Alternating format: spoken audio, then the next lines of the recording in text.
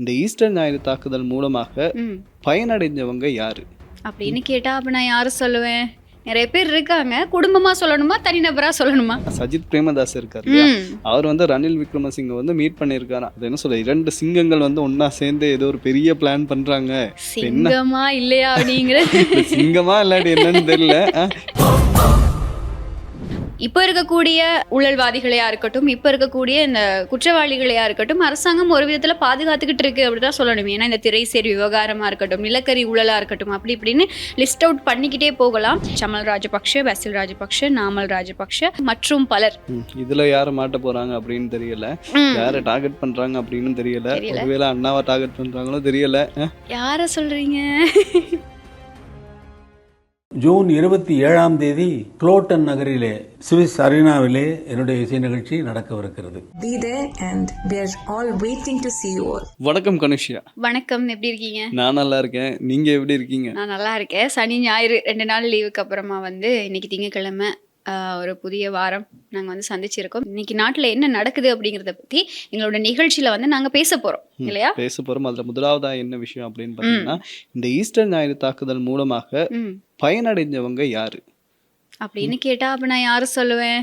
நிறைய பேர் இருக்காங்க. குடும்பமா சொல்லணுமா, தனிநபரா சொல்லணுமா? தனிநபரா சொல்லணும் அப்படின்னா யாரை சொல்லுவீங்க? தனிநபரா சொல்லணும்னா அதுக்கான விசாரணைகள் தான் இப்போ நடந்துகிட்டு இருக்கு. நம்ம சரியா ஒருத்தர் அப்படின்னு சொல்ல முடியாது. ஆனா இப்போ வெளியாகிட்டு இருக்கக்கூடிய தகவல்களோட அடிப்படையில ஒருத்தர் ஜனாதிபதி ஆகிறதுக்காக ஒரு பெரிய குழுவே சேர்ந்து போட்டு திட்டம்னு வச்சுக்கொள்வோமே. ஆனா உதயகமன் பிள்ளை என்ன சொல்றாரு அப்படின்னு பாத்தீங்கன்னா, இதனுடைய பயனாளி யாரு அப்படின்னு பாத்தீங்கன்னா கர்தினால் மெல்கம் ரஞ்சித் ஆண்டகி இருக்கார் இல்லையா, அவர் தான் உண்மையான பயனாளி அப்படின்னு சொல்றாரு. அதை பத்தி நீங்க நம்ம நிகழ்ச்சியில பாத்துலாம். ஓகே, அதே மாதிரி இப்ப நீங்க ஈஸ்டர் ஞாயிறுன்னு சொல்லும் போது அதுல மிக முக்கியமான நபரா கருதப்படக்கூடியவர் தான் இந்த சுரேஷ் சலை, அரசு புலனாய்வு பிரிவோட முன்னாள் பிரதானி. இவர் தொடர்பாகவும் இவருடைய குடும்பம் தொடர்பாகவும் இப்போ பல தகவல்கள் வெளியாகிட்டு இருக்கு.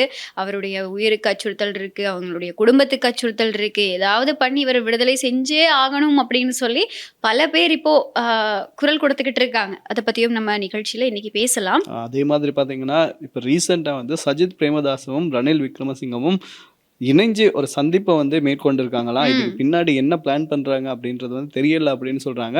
அதை பத்தியும் நம்ம நிகழ்ச்சியில விரிவா பாக்குறதோட அது மட்டும் இல்லாம பாத்தீங்கன்னா சுகீஸ்வர பண்டார அரெஸ்ட் ஆகியிருந்தார்ல, அதனால வந்து போராட்டம் பண்ணுவாங்கன்னு நம்ம வந்து எதிர்பார்த்தோம். இப்ப பாத்தீங்கன்னா அகிம்சை வழியை வந்து நிறைய பேர் இப்ப கடைபிடிக்கிறாங்களா, அதுவும் என்ன அப்படின்னு நம்ம நிகழ்ச்சியில பாத்துடலாம். ஓகே, அது எல்லாத்தையுமே தாண்டி ரொம்பவே முக்கியமான ஒரு தகவல் இப்போதைக்கு வெளியாகி இருக்கு. என்ன அப்படின்னு சொன்னா, அந்த நாமல், பசில், சமல் இவங்க உள்ளிட்ட 30 பேருக்கு எதிராக அவங்களுடைய சொத்துக்கள் தொடர்பா இப்போ வந்து தீவிரமான விசாரணைகள் நடத்தப்பட்டுக்கிட்டு இருக்கதா ஒரு தகவல் வந்து வெளியாகி இருக்கு. அதே மாதிரி இந்த சுரேஷ் சலை விவகாரம் தொடர்பா அரசாங்கமும் பல கருத்துக்களை வெளியிட்டிருக்கு. அது தொடர்பாகவும் நம்ம நிகழ்ச்சியில பேசலாம். ஸோ ரொம்ப லேட் பண்ணாம நம்ம நிகழ்ச்சிக்குள்ள போகலாம். சரி, வாங்க பேசலாம். முதலாவதா என்ன விஷயம் அப்படின்னு பாத்தீங்கன்னா, உதயகமன் பிள்ளை அவரை பத்தி நம்ம சொல்லிதான் தெரியணும் அப்படின்றது வந்து இல்ல, அது வந்து வதந்திகளுக்கு வந்து பேர் போனவர் அப்படின்றது தெரியும். ஒரு பக்கம் சிஐடி பிரிவினர் வந்து உயிர்த்த ஞாயிறு தாக்குதலுக்கு யாரு காரணம் அப்படின்னு வந்து தேடிக்கிட்டு இருக்கும்போது, இவர் இந்த பக்கம் வந்து புத்தகம் எழுதி நமக்கு தெரிஞ்சதே திருப்பி சொல்றதுக்காக ஒரு மீட்டிங் எல்லாம் வச்சு பெருசு விஷயங்கள் எல்லாம் பண்ணார். சஜித் பிரேமதாஸ் ஏஐல கூப்பிட்டு எல்லாமே நிறைய விஷயங்கள் பண்ணார் இல்லையா. இப்போ வந்து என்ன சொல்லியிருக்காரு அப்படின்னு பாத்தீங்கன்னா, இந்த உயிர்த்த ஞாயிறு தாக்குதல்ல பயனடைஞ்சவங்க இருக்காங்க இல்லையா, அதுலயும் பாத்தீங்கன்னா அது உயர் பயனடைஞ்சது யாரு அப்படின்னு பாத்தீங்கன்னா கர்தினால் மெல்கம் ரஞ்சித் ஆண்டகி இருக்கார் இல்லையா, அவர் தான் ரொம்ப பயனடைஞ்சிருக்கதா இவர் வந்து சொல்றாரு. அதுக்கு ரீசனாகவும் சில விஷயங்களை வந்து சொல்றாரு. என்ன அப்படின்னு பாத்தீங்கன்னா, கர்தினால் மெல்கம் ரஞ்சித் ஆண்டகி வந்து 2022ஆம் ஆண்டு வந்து ஓய்வு பெற்றிருக்கணும். ஏன்னா அவருக்கு வந்து 75 வயசு ஆயிடுச்சு. ஆனா இவர் என்ன பண்ணியிருக்காரு அப்படின்னு பார்த்தீங்கன்னா, வத்திக்கானுக்கு வந்து ஒரு வாக்குறுதி ஒன்று கொடுத்திருக்காரு. அதாவது இந்த ஈஸ்டர் ஞாயிறு தாக்குதலுக்கு பின்னாடி ஒரு பெரிய குழு ஒன்று இருக்கு, நம்ம இப்படியே விட்டோம்னா இவங்க என்ன வேணாலும் பண்ணுவாங்க அப்படி இப்படின்னு சொல்லி அவர் வந்து ஓய்வு பெறாம ஸ்டில் அவர் வந்து அந்த பதவியில இருக்கிறதாக தகவல் வந்து சொல்லியிருக்காரு. அதே மாதிரி பாத்தீங்கன்னா கர்தினால் வந்து கூடுதலாக 4 பதவி உயர்வுகளை பெற்றதாகவும் உதயகமன் பிள்ளை வந்து சொல்றாரு. ஆமா, இப்போ இந்த இவர் தொடர்பா, அதாவது கர்தினால் தொடர்பா வந்து இந்த ஈஸ்டர் ஞாயிறு தாக்குதல் நடந்த நாள்ல இருந்து இப்போ வரைக்குமே பல விமர்சனங்கள் முன்வைக்கப்பட்டு வர்றது உண்டு. ஏன்னா எல்லாமே இவருக்கு தெரிஞ்சுதான் நடந்தது. ஒரு சில தரப்பு எப்படி பேசுறாங்க அப்படின்னு சொன்னா, இவர் வந்து ஈஸ்டர் ஞாயிறு இந்த தாக்குதல் நடந்த சந்தர்ப்பத்துல அந்த சர்ச்சுக்கு போகாதது ஏன், அவர் ஏன் அந்த இடத்துக்கு சமூகம் அளிக்கல, அன்னைக்கு அவ்வளவு முக்கியமான ஒரு பூஜை வழிபாடுகள் நடக்கும்போது இவர் ஏன் போகல, அப்படி இப்படின்னு சொல்லி பல விமர்சனங்கள், இதெல்லாமே விமர்சனங்கள் தான். இந்த மாதிரியான விமர்சனங்கள் முன்வைக்கப்பட்டு வருது. அது அன்னையில இருந்து இன்னைக்கு வரைக்குமே இந்த விமர்சனங்கள் இருக்கு. அதாவது வெளிப்படையாவே சொல்லணும் அப்படின்னா, இந்த திட்டத்துக்கு பின்னாடி ஒரு குழு இருக்குன்னு சொல்ற மாதிரியே அந்த குழுவுக்குள்ள கர்தினால் அவர்களும் இருக்காரு அப்படிங்கிறது தான் இப்போ வரைக்கும் எழுந்துகிட்டு இருக்கக்கூடிய குற்றச்சாட்டாவும் விமர்சனமாவும் இருக்கு. இதோட உண்மைத்தன்மை என்ன அப்படிங்கிறது எங்களால தீர்மானிக்க முடியாது. இது வெளிவந்துட்டு இருக்கக்கூடிய தகவல்களை நாங்க சொல்றோம். ஸோ இப்படி இருக்கக்கூடிய பின்னணியில தான் இந்த ராஜபக்ஷ ஆதரவாளர்களா இருக்கட்டும், உதயகம்மன் பிள்ளை மட்டும் கிடையாது, இன்னும் இந்த சுரேஷ் அலைவுக்காக குரல் கொடுக்குற பல பேர் வந்து இந்த குற்றச்சாட்டுகளை முன் வச்சுட்டு தான் இருக்காங்க. கர்தினாலுக்கும் இதுக்கும் தொடர்பு இருக்கு, அவருக்கு தெரிஞ்சுதான் இதெல்லாமே நடந்துச்சு, அவரும் இந்த திட்டத்துல ஒரு பங்கு தான் அப்படின்னு சொல்லி எல்லாருமே சொல்றது உண்டு. அது மட்டும் இல்லாம இன்னும் ஒரு சில கருத்துக்கள் எப்படி வெளியாகுது அப்படின்னு சொன்னா, இப்போ இந்த ஆட்சியில தான் அனுரகுமார் திசாநாயக் அவர்கள் ஜனாதிபதியா மாறினதுக்கு அப்புறம் தான், வந்ததுக்கு அப்புறம் தான் கர்தினால் வந்து இந்த தாக்குதல்களோட விசாரணைகளை தீவிரப்படுத்தணும் அப்படின்னு சொல்லி அழுத்தம் கொடுக்கறது அதிகமா இருக்கு அப்படிங்கிறதும் அவதானிக்கப்படுது. அதாவது இதுக்கு முன்னாடி இருந்த ஆட்சிகள் இருக்கு இல்லையா, இந்த சம்பவம் நடந்தது, இந்த தாக்குதல் நடந்த ஆண்டு வந்து 2019. அந்த டைம் வந்து மைத்ரிபால சிறிசேனா அவர் தான் ஜனாதிபதியா இருந்தாரு. அவருக்கு அழுத்தம் கொடுக்கப்பட்டதை தாண்டி, கோட்டாபயவுக்கு அழுத்தம் கொடுக்கப்பட்டதை தாண்டி, இப்ப இருக்கக்கூடிய அரசாங்கத்துல ஜனாதிபதிக்கு தான் அதிக அழுத்தம் கொடுக்கப்படுது அப்படிங்கிற ஒரு விமர்சனமும் அவர் மேல இருந்துகிட்டே தான் இருக்க செய்து. ஆனா இதுக்கு முன்னாடியும் இது உதயகம்மன் பிள்ளை சொல்றதெல்லாம் சரின்னு நாங்க சொல்ல வரல, அவர் இப்படி ஒரு விமர்சனத்தை முன் வச்சிருக்காரு. ஆனா இதுக்கு முன்னாடியும் கூட இந்த கத்தோலிக்க திருச்சபைக்கு இது தெரியும் அப்படின்னு சொல்லி ஒரு கருத்து வெளியாகி இருந்தது. அதுக்கப்புறமா கத்தோலிக்க திருச்சபையோட இந்த சிரில் காமினி அவர்கள் வந்து தெளிவுபடுத்தி இருந்தாரு. இதெல்லாமே அந்த மாதிரியான கருத்துக்களை வந்து அவர் நிராகரிச்சிருந்தார். அது அப்படி இல்லை அப்படின்னு சொல்லி நிராகரிச்சிருந்தாரு. ஸோ அப்படியான பின்னணியில தான் இப்ப உதயகம்மன் பிள்ளை மூலமா இப்படி ஒரு பல கருத்துக்களை விமர்சனங்களை முன் வச்சிருக்காரு உதயகம்மன் பிள்ளை. அதாவது உதயகம்மன் பிள்ளை சொல்றது வந்து நம்ம அப்படியே ஏத்துக்க முடியாது. ஏன் அப்படின்னு பாத்தீங்கன்னா, நான் சொன்ன மாதிரி தான் முதல்ல, நமக்கு எப்பயோ தெரிஞ்ச விஷயத்த திருப்பி சொல்றதுக்காக அவ்வளவு பெரிய அந்த என்ன சொல்ற அந்த சீன் போட்டு அவ்வளவு ஆக்களை வந்து கூப்பிட்டு பில்டப் பண்ணி அவ்வளவு கூப்பிட்டு கடைசியா யாரு பேரு சொன்னாரு அப்படின்னு பாத்தீங்கன்னா, சஹ்ரான் ஹாசிம் அவர் தான் சூத்திரதாரி அப்படின்னு சொன்னாரு. அதை வந்து அவர் அப்ப சொன்னதுக்கு நமக்கு எப்பவே தெரியும், அது நடந்து முடிஞ்ச 2-3 நாளே நமக்கு வந்து பேர் வந்துருச்சு. இவர் என்ன பண்றாரு அப்படின்னு பாத்தீங்கன்னா, இந்த ஈஸ்டர் ஞாயிறு தாக்குதலை வச்சு யாரு பயனடைகிறது அப்படின்னு பாத்தீங்கன்னா, உதயகம்மன் பிள்ளை இருக்காரு இல்லையா, அவரு தான் பயனடைகிறதா மக்கள் வந்து சொல்லிக்கிட்டு இருக்காங்க. ஏன்னா அவர் எப்ப பேசினாலுமே வந்து இதை வந்து ஒரு விளம்பரப்படுத்துறதுக்காக அவர் வந்து யூஸ் பண்ணிக்கிட்டு இருக்காரு.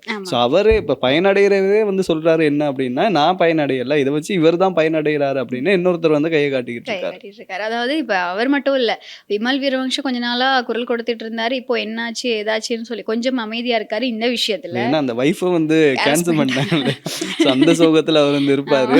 ஆமா, இந்த மாதிரி இன்னும் நிறைய பேர் இருக்காங்க. நீங்க சொன்ன மாதிரி இந்த சுகீஸ்வர பண்டாருவுக்காக வந்து விசேட பூஜை வழிபாடுகள் கூட நடந்திருக்கு. என்ன பண்ண முடியும், போராட்டம் பண்ணணும்னா அதுதான் வெட்டுறீங்க இல்ல, அந்த டென்ட் எல்லாம் உடைக்கிறீங்க, எல்லாமே பண்றீங்க. அப்ப இப்ப கடைசி வழியா அகிம்சையை நாங்க வந்து கையில எடுக்கலாம் அப்படின்னு இப்ப பூஜை புனஸ்காரம் அப்படின்றது மாதிரி வந்து இறங்கிட்டாங்க. கடவுளை என்ன செய்யறது, லைஃப்ல கடைசி கட்டத்துக்கு வந்துட்டோம், தப்பெல்லாம் மாட்டுப்பட போகுது அப்படின்னா கடவுளே நீதான் கதி அப்படின்னு எல்லாரும் சரணடைஞ்சிட்டாங்க அப்படின்னு சொல்லலாம். ஆமா, இல்ல இது வந்து ஒரு அது எப்படி எனக்கு புரியல. இன்னொருத்தவங்களோட அவங்களுக்கு எதிரானவங்க யாராவது கைது செய்யப்பட்டாங்கன்னா, அவங்க சிறைக்கு போனாங்கன்னா அவங்களுக்கு வேணும், அவங்களுக்கு இப்படிதான் நடக்கணும், அவங்க இவ்வளவு பண்ணிருக்காங்க அவ்வளவு பண்ணிருக்காங்கன்னு பிரஸ் மீட் வச்சு அவங்களை எந்த அளவுக்கு இன்னும் அவங்களுடைய அந்த கதாபாத்திரத்தை அவங்களுடைய அந்த கேரக்டரை வந்து கீழ்த்தரமா பேச முடியுமோ அவ்வளவு கீழ்த்தரமா பேசுவாங்க. இதுவே உங்களோட சைட்ல இருந்து யாராவது உள்ள போனாங்க அப்படின்னா அவங்க நல்லவங்க, அவங்களுக்கு தெரியாம கூட்டு போய் வச்சுட்டாங்க, அது ஒரு தவறுதல் அப்படின்னு சொல்லி அவங்களை வெளியில எடுக்கணும்னு பூஜை பண்ணுவீங்க. எனக்கு புரியல, இது என்ன கான்செப்ட்னே தெரியல. எனக்கு வந்தா ரத்தம், மக்களுக்கு வந்தா தக்காளி சட்னி அப்படின்ற மாதிரி தான் நம்ம நாட்டு அரசியல் வந்து போய்கிட்டு இருக்கு. இதுல என்ன ஸ்பெஷல் அப்படின்னு பாத்தீங்கன்னா, சஜித் பிரேமதாஸ் இருக்காரு இல்லையா, அவர் வந்து ரணில் விக்ரமசிங்க வந்து மீட் பண்ணிருக்காராம். ஸோ இரண்டு சிங்கங்கள் வந்து ஒன்னா சேர்ந்து ஏதோ ஒரு பெரிய பிளான் பண்றாங்க. சிங்கமா இல்லையா அப்படிங்கிறது சிங்கமா இல்லாட்டி என்னன்னு தெரியல. இப்ப 2 பேரும் வந்து ஏதோ ஒரு பிளான் ஒண்ணு பண்ற மாதிரி இருக்கு, என்ன பண்ண போறாங்க அப்படின்னு தெரியல. ஒரு பெரிய திட்டத்தோட களத்துல குதிப்பாங்க அப்படின்ற மாதிரி அரசியல் வல்லுநர்கள் வந்து சொல்லிக்கிட்டு இருக்காங்க. ஏன் அப்படின்னு பாத்தீங்கன்னா, அந்த ஒரு டைலாக் ஒண்ணு இருக்குல்ல, அடிப்பட்ட சிங்கத்தோட மூச்சு கர்ஜனையை விட பெருசா இருக்கும் அப்படின்ற மாதிரி ரணில் விக்ரமசிங்க சொல்ல வேணும். தூக்கி உள்ள வேற ஒரு நாளைக்கு வச்சு ஒரு படம் வேற காட்டிட்டீங்க, அவர் வந்து அந்த இதுல இருப்பாரு. சோ அதனால இப்ப சஜித் கூட சேர்ந்து ஏதாவது பிளான் பண்றாரு அப்படின்ற மாதிரியும் கதை வந்து அடிபட்டுக்கிட்டு இருக்கு. அப்படியா, அப்படி இல்லைன்னா சரி எங்கடா கேப் கிடைக்கும் நம்ம அதுக்குள்ள நுழைஞ்சிடலாம் அப்படின்னு பாத்துக்கிட்டு இருக்க டீம் தான் இந்த டீம். ஏன் அப்படின்னு சொன்னா, இப்போ ஒரு பக்கம் இப்ப இருக்க கவர்மெண்ட் மேல, அதாவது இப்போ இப்போ நடந்துகிட்டு இருக்க கைதிகள் இருக்கு இல்லையா, இந்த கைதிகள் எல்லாமே இப்போ நீங்க பாத்தீங்கன்னு சொன்னா இது எதுவுமே இவங்களுடைய ஆட்சி கால பகுதியில போடப்பட்ட வழக்குகளா இருக்காது, கொண்டு வந்த முறைப்பாடுகளா இருக்காது. இது எல்லாமே வந்து 2-3 வருஷம் முன்னாடி கொண்டு வந்த முறைப்பாடுகள். அது எல்லாத்துக்குமான அந்த கைதுகள் அப்படி இல்லைன்னா சட்ட நடவடிக்கைகள் தான் இப்போ எடுக்கப்பட்டுட்டு இருக்கு. இந்த மாதிரி நடந்துகிட்டு இருக்கும்போது இந்த அரசாங்கத்துல நீங்க யாரை கைது பண்ணீங்க, யாரோட ஊழலுக்கு எதிராக நீங்க வேலை செஞ்சீங்க, யாரோட ஊழலுக்கு எதிராக நீங்க சட்ட நடவடிக்கை எடுத்தீங்க அப்படின்னு சொல்லி இப்ப இருக்கக்கூடிய தேசிய மக்கள் சக்தி அரசாங்கத்துக்கிட்ட கேள்வி எழுப்புனாங்களா இருந்தா அதுக்கான பதில் வந்து இந்த அரசாங்கத்துக்கிட்ட இல்லை. ஏன்னா எல்லாமே வந்து கடந்த காலங்கள்ல கொண்டு வரப்பட்ட முறைப்பாடுகள் அப்படின்னு தான் சொல்லணும். ஸோ இப்போ இருக்கக்கூடிய ஊழல்வாதிகளையா இருக்கட்டும், இப்ப இருக்கக்கூடிய இந்த குற்றவாளிகளையா இருக்கட்டும், அரசாங்கம் ஒரு விதத்துல பாதுகாத்துக்கிட்டு இருக்கு அப்படிதான் சொல்லணும். ஏன்னா இந்த திரைசேரி விவகாரமா இருக்கட்டும், நிலக்கரி ஊழலா இருக்கட்டும், அப்படி இப்படின்னு லிஸ்ட் அவுட் பண்ணிக்கிட்டே போகலாம்.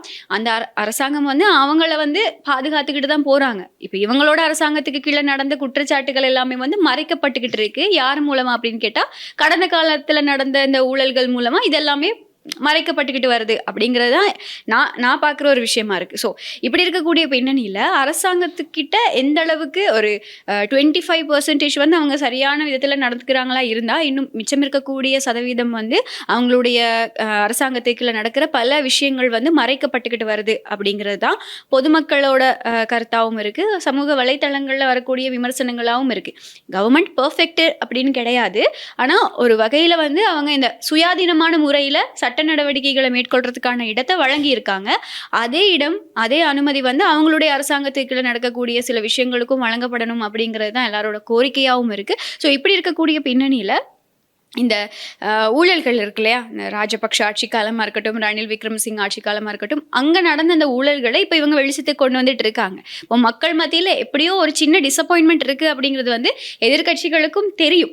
அதுதான் இப்போ ஒரு பக்கம் வந்து ஸ்ரீலங்கா பொதுஜன பெரமுன கட்சி பல இடங்களில் வந்து இந்த மக்கள் சந்திப்புகளை நடத்தி அரசாங்கம் இது பண்ணுது அது பண்ணுது சொன்னதை செய்யலை அப்படிங்கிறத மக்களோட தலையில் புகுத்திக்கிட்டு இருக்க மாதிரியே, இன்னொரு பக்கம் வந்து சஜித் பிரேமதாசவும் ரணில் விக்ரமசிங்கவும் வந்து இந்த 2 பேரும் ஒன்றா சேர்ந்து, ஏன்னா தனியாக எதுவும் பண்ண முடியாதுன்னு தெரியும், இப்ப எதுவுமே பண்ண முடியாதுன்னு தெரியும். அப்ப அவங்க 2 பேரும் சேர்ந்து ஏதாச்சும் பண்ண முடியுமா, ஒரு பலமான எதிர்கட்சியா வர முடியுமா அப்படிங்கறது அவங்களுடைய திட்டமா இருக்குன்னு சொல்லி இப்ப வரைக்கும் தகவல்கள் வெளியாகி இருக்கு. அது மட்டும் இல்லாம இதுல ஹைலைட் என்ன தெரியுமா, இன்னொரு விஷயம் சொல்லியிருக்காங்க, அதுவும் இந்த UNP ஐக்கிய தேசிய கட்சி தான் சொல்லியிருக்கு. இப்ப ரணிலோட லண்டன் பயணம் இருக்கு இல்லையா, இந்த லண்டன் பயணத்துல அவர் எவ்வளவு செலவழிச்சாரு, அவர் மக்கள் பணத்தை எவ்வளோ செலவழிச்சாரு அப்படிங்கிறத பார்க்கறதுக்கு போன CID அதிகாரிகளும் மக்கள் பணத்தை செலவழிச்சிருக்காங்க. எவ்வளோ செலவழிச்சிருக்காங்க தெரியுமா அப்படின்னு சொல்லி ஐக்கிய தேசிய கட்சி ஒரு கருத்து வந்து வெளியிட்டு இருக்காங்க. எப்பேற்பட்ட வரிகள் இது கேட்கும் போதே மக்கள் பணத்தை நினைச்சு இவ்வளோ கவலைப்படுறாங்க பாத்தீங்களா. இதுதான் இப்போ ஊழல்கள் வெளியில வருது இல்ல, அப்பதான் தெரியுது நீங்களா இப்ப இதெல்லாம் கவலைப்படுறீங்க அப்படின்ற மாதிரி தான் கேட்க தோணுது. இல்ல இப்ப இவ்வளோ மக்கள் பணத்தை அவரு செலவழிச்சிருக்காரு அப்படிங்கிற ஒரு தகவல் வெளிவருதா இருந்தா, அதை தெரிஞ்சுக்கணுமா இருந்தா, நீங்க வந்து செலவழிச்சு அங்கே போய் உண்மையை தெரிஞ்சுக்கிட்டு வரதுல தப்பு கிடையாது. ஏன்னா ஒரு முன்னாள் ஜனாதிபதியாக இருந்து பொய் சொல்லி செலவழிச்சிட்டு வந்திருக்காரு. அதுவும் அரசாங்கம் எங்களுக்கு அழைப்பு விடுத்திருக்கு அப்படின்னு சொல்லி பொய் சொல்லி அவரோட தனிப்பட்ட ஒரு காரணத்துக்காக போயிட்டு வந்திருக்காரு. அதுக்கு தான் அவரை கைது பண்ணியும் வச்சிருந்தாங்க. அவருக்கு உடல்நல குறைவெல்லாம் அதனாலே ஏற்பட்டது, எல்லாரும் மறந்திருக்க மாட்டாங்க. ஸோ அப்படி ஒரு சம்பவத்துக்காக உண்மையை தெரிஞ்சுக்கிறதுக்கு மக்கள் பணத்தை செலவழிச்சு போயிட்டு வர்றது தப்பு கிடையாது. அது என்ன சொல்றேன், ஆனா அவங்களுக்கு அது தப்பா தெரியுது. ஏன்னா உண்மைகள் வந்து வெளியில வந்துரும், எல்லாமே நடங்கிட்டு இருக்காங்க அப்படின்னு தான் சொல்லணும். இப்போ வந்து மக்கள் பணத்தை வந்து தவறா பயன்படுத்திட்டாங்க அப்படின்னு பேசும்போது எனக்கு இன்னொரு விஷயம் ஞாபகம் வருது. யோஷிதா ராஜபக்ஷ இவர் எப்படி அந்த கடற்படையில போய் சேர்ந்தாரு, இவருக்கு எப்படி ப்ரொமோஷன் கிடைச்சது, அதுக்குள்ள அதோட வெளிநாட்டுல போய் பயணம் எல்லாம் செஞ்சிருக்காரு. இதெல்லாம் மக்கள் பணத்துல தான், இதுவும் மக்கள் பணத்துல தான் செலவு செய்து இவர்கள் எல்லாமே நடந்தது அப்படின்ற மாதிரி ஒரு நியூஸ் ஒன்று போய்கிட்டு இருக்கு. இந்த வழக்குல வந்து ஒருத்தர் வந்து கூப்பிட்டு இருக்காங்க, முன்னாள் கடற்படை தளபதியை வந்து கூப்பிட்டு இருக்காங்க. இது வந்து 2வது தடவை கூப்பிட்டு இருக்காங்கன்னா, ஃபர்ஸ்டா கூப்பிடும்போது அவர் என்ன சொல்லியிருக்காரு அப்படின்னு பார்த்தா, அந்த கூப்பிடும்போது அந்த லெட்டர் மாதிரி ஒன்று அனுப்புவாங்க, அது வந்து லேட்டா கிடைச்சிருச்சு, எனக்கு வந்து தெரியாது அப்படின்ற மாதிரி சொல்லியிருக்காரு. இன்னைக்கு வந்து ஆஜராவாரு அப்படின்னு பார்த்தா இன்னைக்கும் அவர் வந்து ஆஜர் ஆகலையா. சோ இதனால ஏன் ஆஜராகாம இருக்காரு, ஏன் அப்படின்னு பாத்தீங்கன்னா, இவர் வந்து கடற்படை தளபதியா இருக்கும்போது இவரும் சேர்ந்துதான் சில விஷயங்கள் வந்து செஞ்சிருப்பாரு அப்படின்ற மாதிரி ஒரு சந்தேகம் வந்து வருது. ஏன்னா இவருக்கு தெரியாம எதுவுமே நடந்திருக்காது இல்லையா. சோ அந்த மாதிரி இந்த கேஸ் வந்து போய்கிட்டு இருக்கு. இல்ல அதாவது அப்போ யோஷித் ராஜபக்ஷ கைது செய்யப்பட்ட அந்த நாள்ல வந்து பல தகவல்கள் வெளியாயிருந்தது. எப்படின்னா இந்த 2006 அந்த ஆண்டு காலப்பகுதியில தான் இந்த சம்பவம் நடந்திருந்தது. அப்போ கடற்படை தளபதியா இருந்தவர் தான் இந்த வசந்த கரநாகுட அப்படின்னு சொல்லப்படக்கூடிய இந்த கடற்படை தளபதி. அவர் மூலமா தான் பிரிட்டனுக்கு வந்து கோரிக்கை அனுப்பப்பட்டிருக்கு. அதாவது இப்போ யோஷித்த ராஜபக்ஷவுக்கு கடற்படையில இணைந்து கொள்ளணும், கடற்படை அதிகாரியா இணையணும்.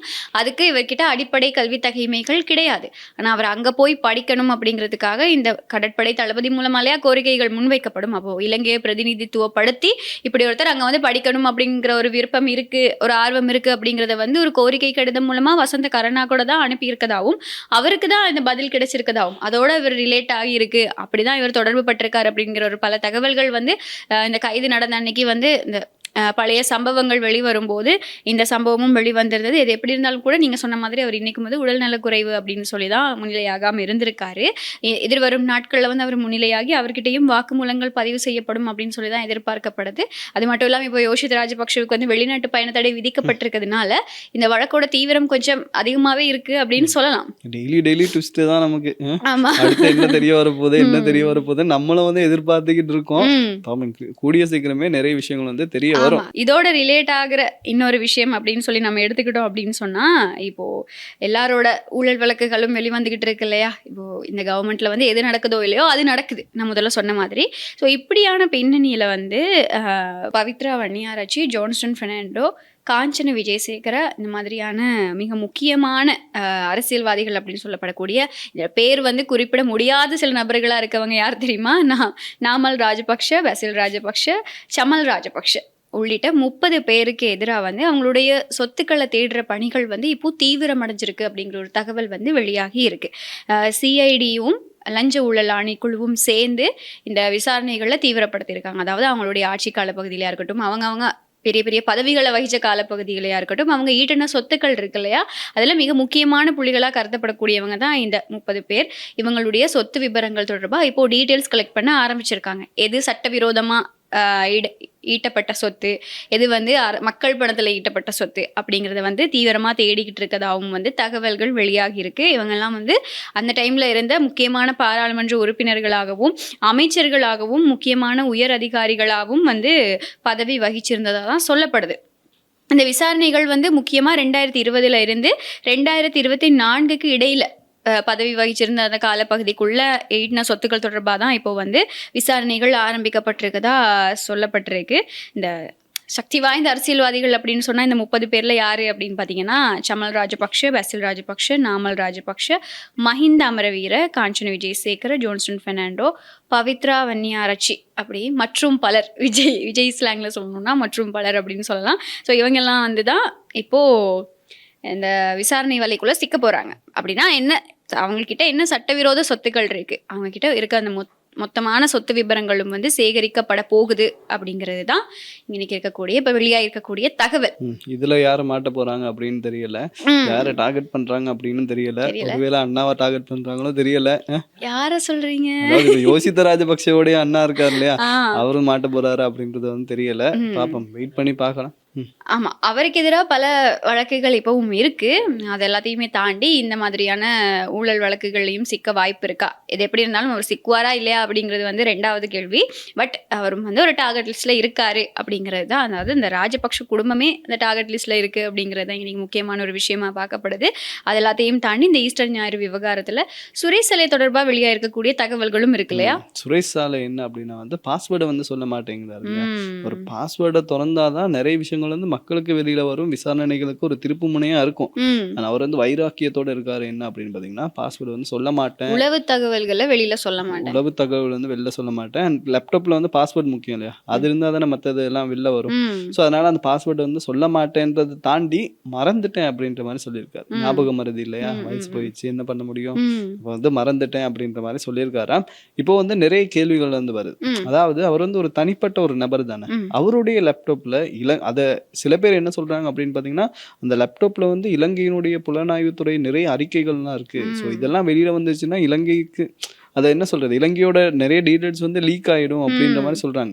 மக்கள் என்ன கேட்கறாங்க அப்படின்னு பாத்தீங்கன்னா, அவ்வளவு லீக் ஆகிற மாதிரி இவ்வளவு இதையும் யாராவது ஒரு சின்ன லேப்டாப்ல வச்சிருப்பாங்களா? அப்ப இலங்கையினுடைய பாதுகாப்பு எங்க இருக்கு?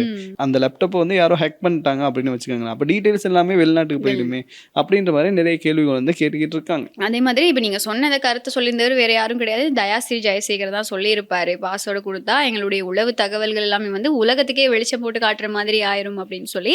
ஆனா இந்த பாஸோட கொடுத்தீங்க அப்படின்னு சொன்னா நீங்க கத்தி உயிரை கொடுத்து போராடிக்கிட்டு இருக்க சுரேஷ் தலைவும் அவர் தப்பு பண்ணலன்னா வெளியில வந்துடுவார் இல்லையா.